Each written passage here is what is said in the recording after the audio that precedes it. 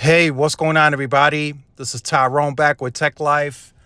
And this morning, Mike Sievert presented at the JP Morgan conference. And there was some interesting things that he discussed that I wanted to discuss in this video, the follow-up. So some good updates. He discussed that the current capital allocation and envelope allows them to get to any of the guided targets by 2025. So they are on track of hitting the 20% in small market rural areas, 20% on enterprise, and the 7 to 8 million of home broadband customers. Now, he did hint at another analyst type of update early fall, Capital Markets Day.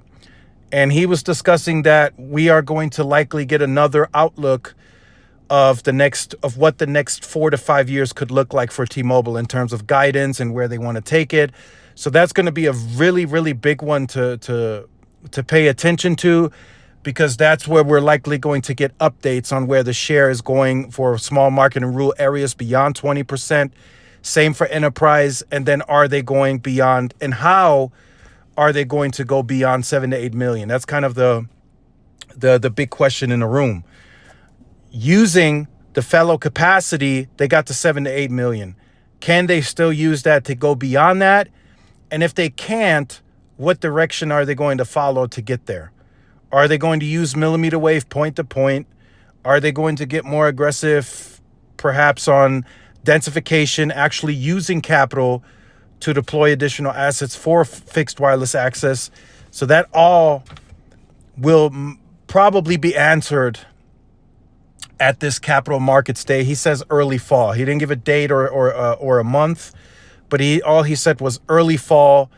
We will get the update that everyone's been waiting on, and that's good because T-Mobile is moving very quickly. Right? There's rumors now. U.S. Cellular, they just closed the Mint Mobile merger. Then they got Lumos, 50% stake.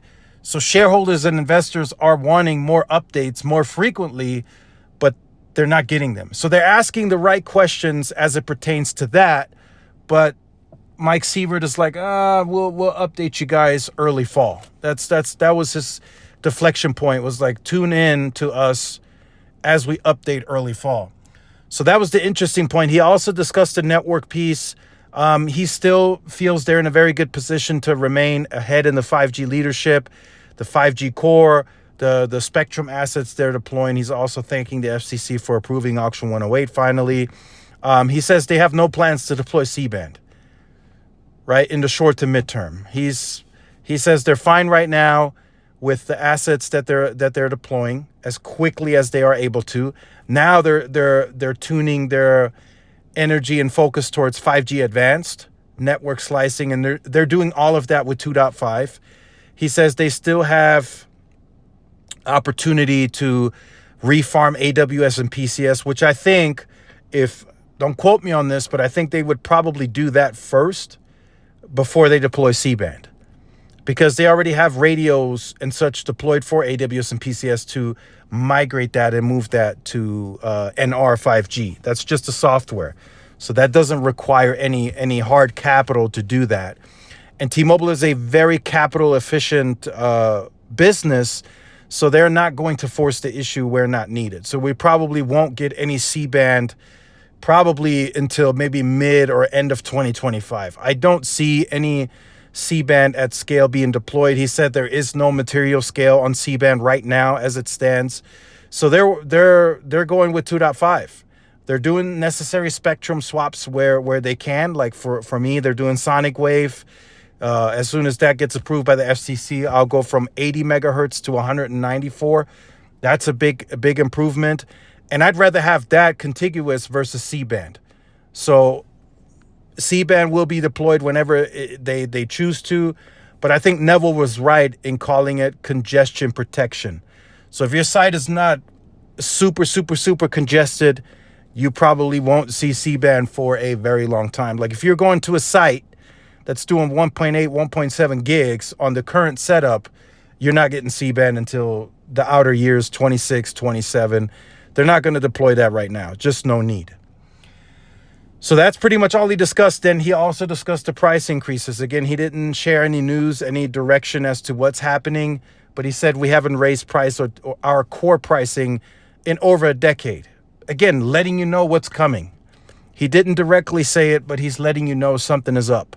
So I'm hoping we get some news soon, because the teams, all hands on deck starting tomorrow, call centers, overtime. It has to be for a reason. They're not going to approve and pay overtime, just for the hell of it. They are not going to do that. There is something in play for them to authorize OT, because that's spending additional dollars that they don't have. So, well, from an operations perspective, because they run a tight budget. They got the money, but they run a tight budget. They want to amass as much free cash flow as they can. So we'll see what happens. So let me know your thoughts in the comments. This was a bit of a longer video. Not much else to share. He did say their win share is double of the share today in small markets and rural areas. So 17.5. Their win share is double. So do the math on that. Huge share taking happening for T-Mobile. Continued share taking in enterprise. So we'll see what happens early fall with a guided update on the future. So like, share, subscribe. Stay tuned for more. See y'all in the next one. Peace.